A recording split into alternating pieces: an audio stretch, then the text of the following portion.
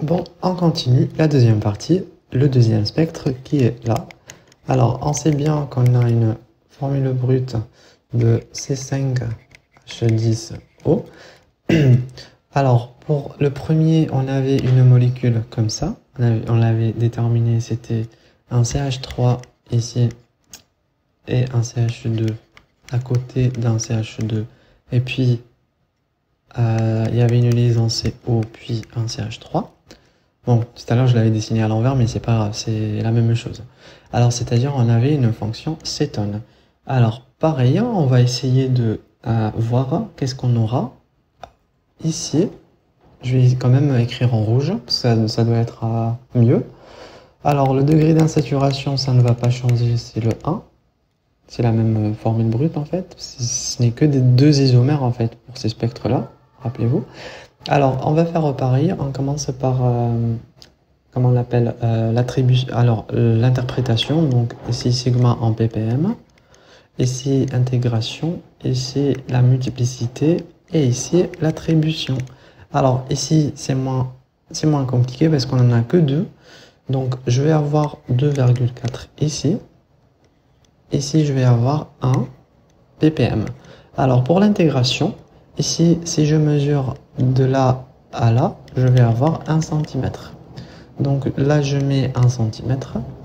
Ici, si je mesure de là à là, ben, je vais avoir à peu près 1,5 cm. Donc ici, 1,5 cm. Si je multiplie par 2, alors par 3, ou bien par... alors, si je multiplie par 4, je vais avoir 4 ici. Et ici, je pourrais avoir 6. Ok? Alors, je multiplie par 4. Là, ça donne 6 hydrogènes. Là, ça donne 4 hydrogènes. Ok?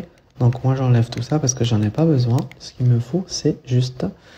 l'intégration, combien d'hydrogènes j'en ai 4 ici, 4 hydrogènes. Ici, je vais avoir 6 hydrogènes. Voilà, rappelez-vous ce qu'on avait vu dans les vidéos précédentes. Alors, on voit 6 et on voit 4. 6, c'est quoi? Ça veut dire j'ai une symétrie dans ma molécule, j'ai un CH2 et un CH3 plutôt, 2 fois, ok, répété 2 fois. Il y en a 2 dans la molécule. 2 fois 3, ça donne 6. Pareil pour le CH. Pour le 4 hydrogène, c'est pas un CH4, c'est un CH2, attention, fois 2, ok? Donc, je vais avoir une symétrie dans ma molécule, c'est-à-dire ici, j'ai un CH2, pardon, et un CH2. Ou un CH3, pareil. Donc, regardez, ces deux-là ensemble, en fait, ça nous indique qu'on va avoir ça exactement comme ça. CH2, et là, on aura CH3, et là, un CH3. Soit comme ça, directement, soit, alors, comment je peux vous dire ça? On aura un truc comme ça, CH2, par exemple, une C-double-liaison O, et un CH3. Ici, pareil, CH2, C-double... Bon, ici, on ne peut pas avoir ça. Excusez-moi, je fais n'importe quoi.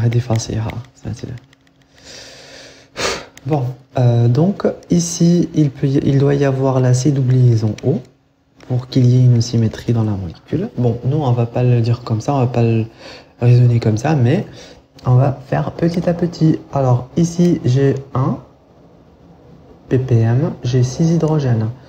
6 hydrogènes, ça me montre quoi? Ça me montre un triplet ici. Ok? J'ai un triplet, c'est-à-dire, une fois j'ai un triplet, c'est-à-dire mes 6 hydrogènes là, le CH3 deux fois, il voit quoi?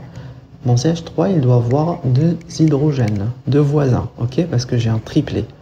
Un triplet, ça veut dire 2 voisins, plus le pic qu'on rajoute tout le temps. Voilà, donc ici, j'ai 2 hydrogènes, c'est-à-dire, j'ai quoi à côté de cette molécule? Ici, j'ai mon CH3, je le dessine comme je vous avais dit.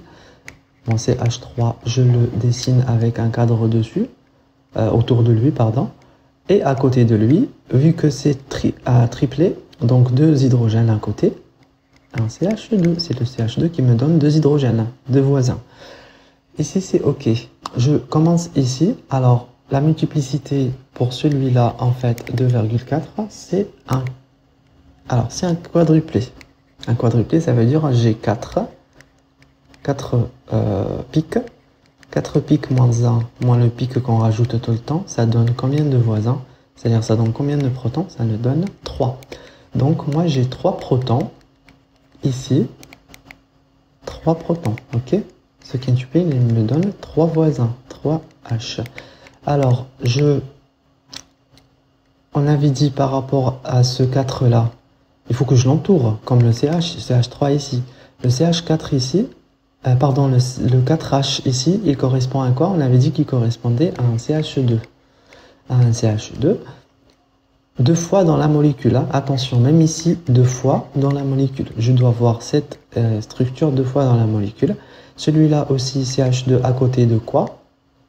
Vu qu'il fait quadruplé, donc il a combien de voisins? Il a 3. 3 voisins, ça veut dire 3 hydrogènes. Donc c'est qui donne 3 hydrogènes? C'est le CH3. Ok? Et ça, pareil, 2 fois dans la molécule. Donc ça, en fait, c'est ça. Rappelez-vous que dans le tableau d'interprétation, en fait, vous allez voir que ce que vous trouvez là, c'est la même chose que vous allez trouver là.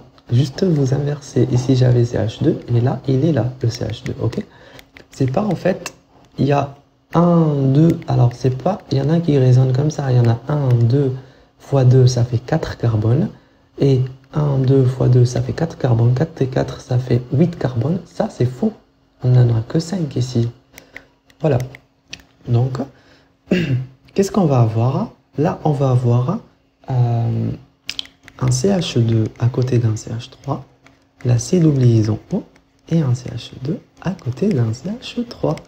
Alors, si on veut vérifier en fait que ça c'est correct, je vais directement aller à la table de spectroscopie, regarder ce CH2 quand il est à côté d'une C double liaison O, il donnera combien de déplacements chimiques? Quelle est la valeur d'un CH2 à côté d'une C double liaison O?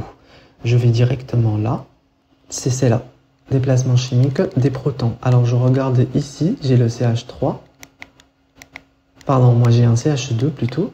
Je regarde ici sur cette colonne-là, au milieu, et je cherche là où j'ai une cétone, une liaison CO, C double liaison O. Alors, CH2 à côté d'une cétone, c'est celle-là. Alors, c'est bien celui-là. Il est, comment? Il est à la valeur, il a une valeur de 2 pour son déplacement. Alors, je reviens ici. Alors, pardon, je me rappelle plus où j'avais perdu ce que j'avais.